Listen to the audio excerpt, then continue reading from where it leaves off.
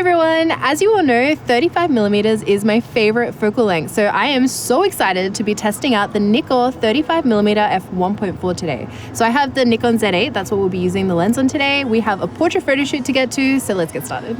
This is so cool, I love that. Sorry, we just started it, aren't you? It's like, wait for me. Love that. We're going to be mostly testing this lens out for photography, but as usual, I have some video examples from this shoot to share with you and dedicated autofocus tests out in the field as well. Throughout this video, I have lots of photo examples I'll be sharing with you, so make sure you're watching this video in 4K so you can see all the details. Oh, I like that holding your leg.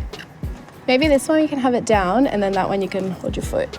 No, I like it. I will share a 100% crop of the unedited image first and afterwards my edited version, which I used my disposable film preset pack to edit this set of photos as I really like the film-like grungy colors to suit the style of this photo shoot. All right, and then do you want to sit on the top of that bench? Have your feet like where your butt is? Yeah, that's so cool. While this lens does have its optical quirks, which we will get into, I do think it offers great quality and performance for its price point. In terms of 35mm available for Nikon, I have used the 35mm f1.8 on the Nikon Z8 before, but I wasn't really wowed by that lens if I'm being honest. And then I'm gonna jump up here. I'm gonna get like more and more unhinged as we shoot. Oh yes. I experienced back focusing while I was using it, and it's not quite as sharp as I would like for an f1.8 lens at that price. So this f1.4 version is a good improvement and definitely worth considering if you are after a 35 for your camera. Should we do some without the shirt as well, actually? Yeah, I love that with your elbows on your knees, looked really cool, yeah. This lens was super fun and easy to use out on location, and we didn't hold back with our portrait session. I asked Angel to move around as much as she liked, as it's great being able to see how a lens performs in a fast-paced environment, as it's more challenging for the equipment to capture sharp images and replicates real-world usage. I feel like I could completely rely on the camera and lens to get the job done. I know the Z8 is playing a big part with the strongest human AF system in Nikon's lineup, but the lens kept up with the camera just fine for a portrait photo shoot. IAF was super sticky on the subject the entire time, and I'll have those autofocus tests for you towards the end of the video when we take a look at this lens for video performance. And then we'll swap sides so I get like that in the background, yeah. This lens weighs 415 grams, it is super light on the Z8, and I can see it being an even better fit for Nikon's smaller camera bodies too, like the ZF. This lens has a very simple plastic build with only a focus ring and an aperture ring, no other buttons or switches. It has a minimum focus distance of 27 centimeters and a 62mm filter thread. Yeah, I'd love to do more of those if you want to go a little bit more to the end. And if you walk just like on those like two seats, like back and forth. Yeah, that's cool. Let's talk about image quality. Overall, I'm pretty happy with the results this lens produces. I like the render of the images it creates. The colors and the contrast straight out of camera look great in my opinion. The files were super easy to work with in post, and I didn't find I had to do too much tonal or color correction in post to get them looking the way I like.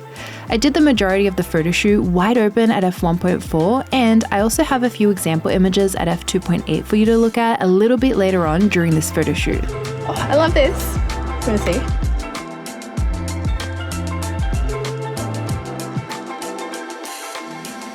This makeup looks good too. Yeah, it's incredible. It's really fun shooting on these seats, like. Oh yeah. You know? You guys give me anxiety. Sorry. It's like jumping up and down. I feel like a cool shot. Actually, yes, love that. If I shoot from like up here. Yes, that's so cool. When using this lens wide open, it produces images that have a decent level of sharpness.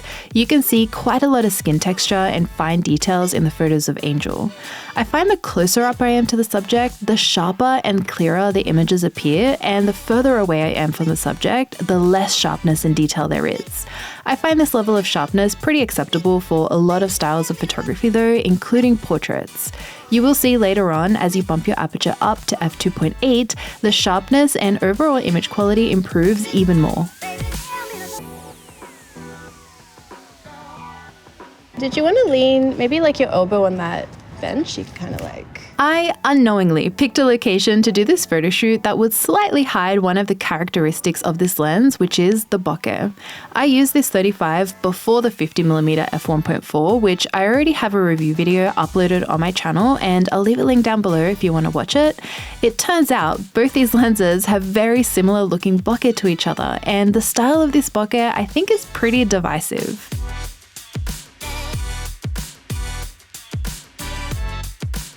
Do you want to try it also? I was thinking like if you lay down on that bench with your feet that way and your head here, we could do something.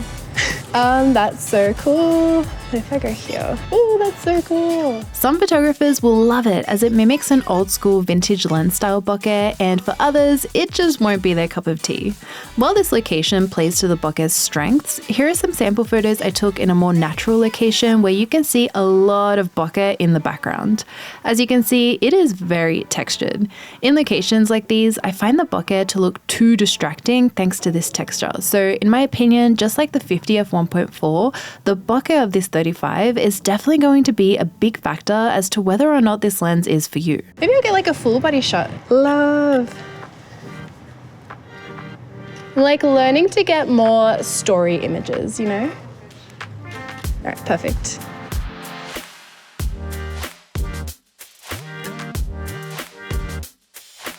Maybe, do you want to stand here and then I'll get like all of that in the background. Actually, maybe if you could come, maybe just down there.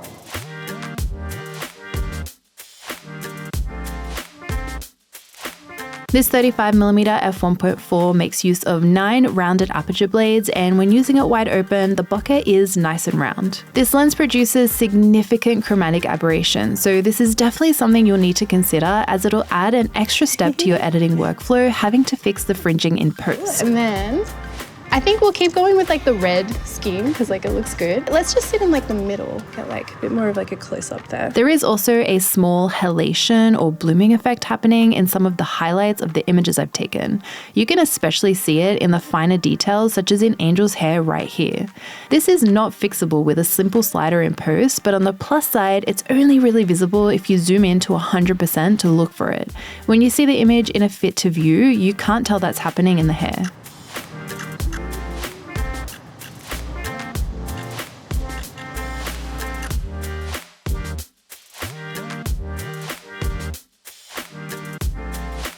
Ooh, that's cool. Let me go like to the side here. Let's do your spot, Dan. Thanks. When shooting wide open, this lens has some dark vignetting as well. I did have to correct that in post with some of my photos where I felt this effect looked too strong.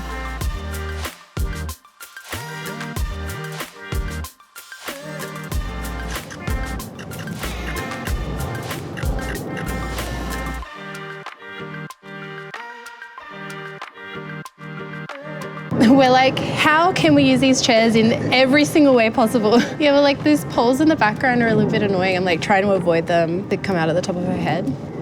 I'm sure I've got some shots where they are. Anyway, it is what it is.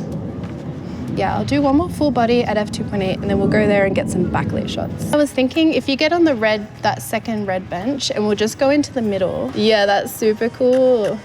Shimmy over that way a little bit. Yeah. And do you want to try like with your legs like that, if you like lean your body like kind of to the side, yeah. With your head as well, yeah, I love that.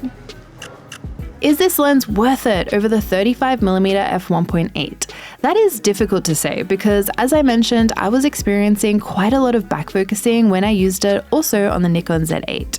In saying that, one of the biggest factors that differentiates these two 35s is the bokeh.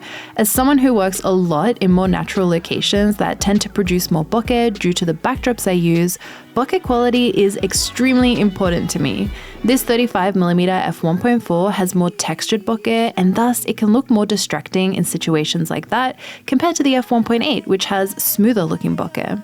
I will say from my personal experience of using both lenses though, I am happier with the overall performance of the f1.4, as the majority of photos from my shoot today were in focus on the subject's eye or face. Perhaps I will need to try out that f1.8 again in the future. Let me know if you've ever run into that issue with this lens before as well. The sun would be nice now. Oh, yeah. We got it.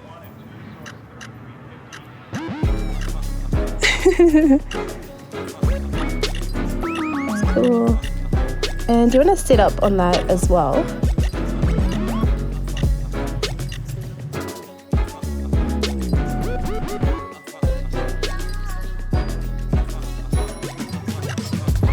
Oh, that's pretty.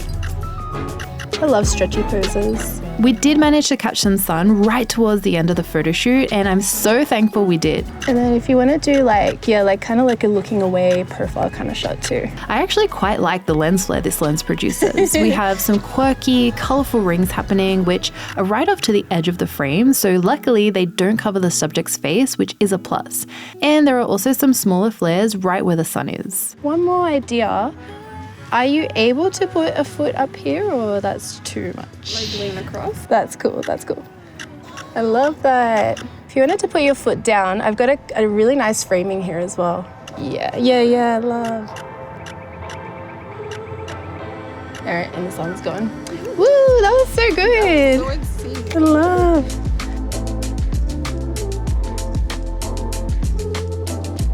Last but not least, I'm going to leave you with a few autofocus tests Dan and I did out in the field on a different day so you can see how this lens performs.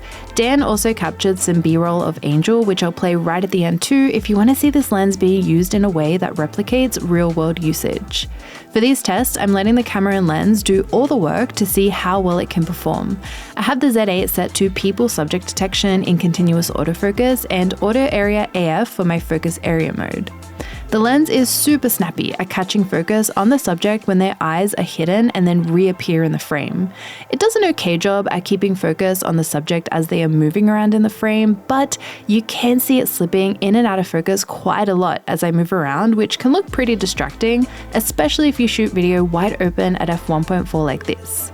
So this lens probably won't be the best option in that case if you're aiming to use it to photograph or video very fast moving subjects. It does a much better job at keeping focus sticky on slower moving subjects, so when I'm not running around, I do really like what this lens looks like for video. The render for video is pretty nice with this lens. I like the sharpness and overall look. The bokeh has that same texture you can see in stills mode as well.